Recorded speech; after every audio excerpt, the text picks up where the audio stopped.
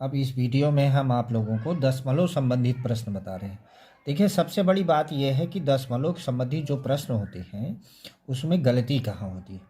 देखिए, गलती ये है कि कुछ गिनती दिए रहते हैं। अब जैसे देखिए, यहाँ पे हम लिख रहे हैं 5695।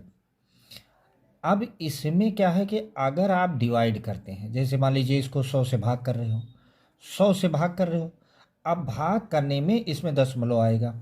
तो दशमलव जब आएगा तो ये देखिए 5695। अब 2 जीरो है तो 2 अंक के बाद डिजिट होता है। अब कुछ लोगों के मन में आता है इधर से गिने कि 2 अंक की इधर से गिने, जबकि ये इकाई ये है तो इकाई की तरफ से आपको गिनना है। तो 56.95 ये हो, इधर से गिनिए दो तरफ, इधर से। अब जैसे मान लीजिए यही अगर हम कर देते 5695 अपान 1000, 1000 से भाग दे रहे हैं, जितने जीरो रहेंगे उतने, जैसे 3 जीरो, 3 जीरो का है तो 3 अंक के बाद दशमलव आएगा। अब यहाँ पे देखिए 1 2 3, तो इसका मतलब यह हुआ 5.695। हम देखो दशमलव वाले प्रश्न पे इसीलिए बात कर रहे हैं, सबसे बड़ी गलती यही होगी।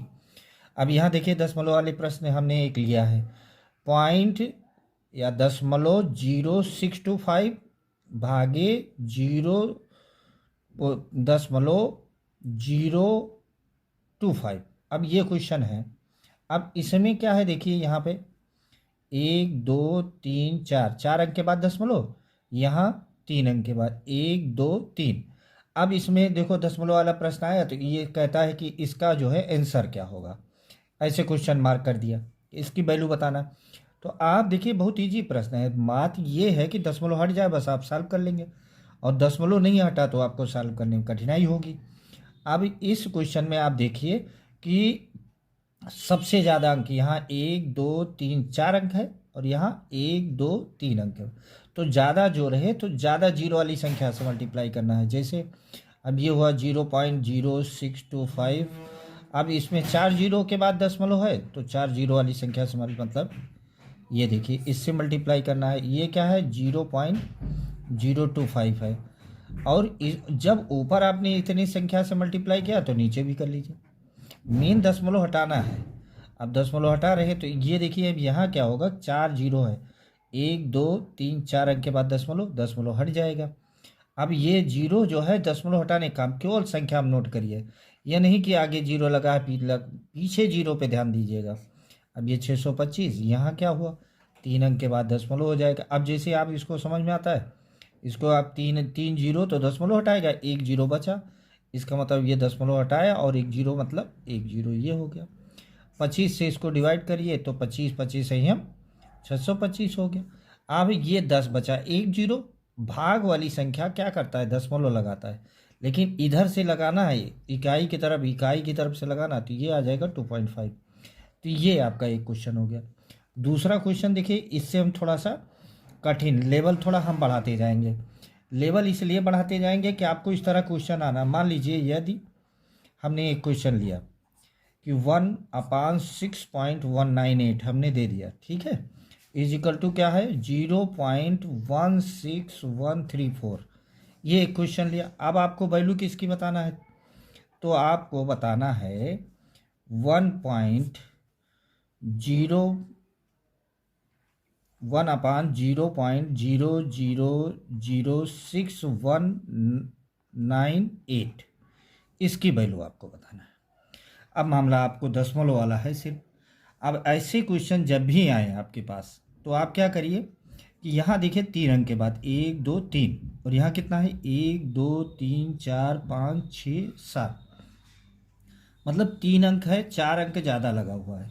तो 4 अंक है तो 4 अंक वाले जीरो से मल्टीप्लाई कर दीजिए। अब हमारी कोडिंग भाषा में यह समझिए, 4 अंक जीरो, 4 अंक जीरो मतलब 10,000। ये भी आप 10,000 से मल्टीप्लाई ऊपर भी कर दीजिए, जो भी प्रोसेस आपको करना है वो बराबर करना है।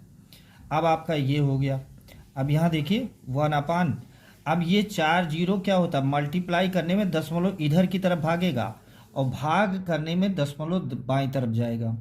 तो दशमलव इधर 1 2 3 4, 4 अंक के बाद दशमलव आ जाएगा, तो ये हो जाएगा 6.198 हुआ। और आपको 1/6.198 की वैल्यू मिली है।